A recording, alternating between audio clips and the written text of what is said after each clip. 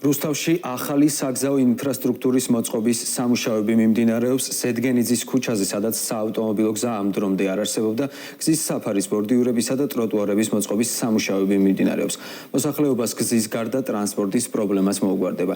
კერძოდ სამუშაოების დასრულების შემდეგ ამ უბანში მუნიციპალური ტრანსპორტი იმოძრავებს.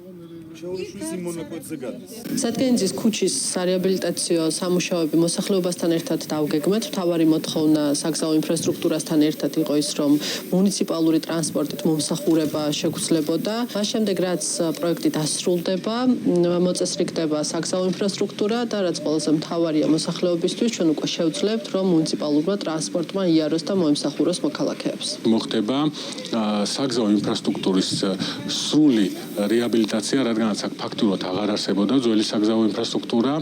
პროექტის ფარგლებში მოეწყობა 18 სანტიმეტრიანი ბეტონის არმირებული საფარი, ასევე მოეწყობა ფეხით სასიარულო ბილიკი, მოხდება საგზაო მონიშნები და მოეწყობა ავტობუსისთვის სპეციალურად გამოყოფილი ადგილი.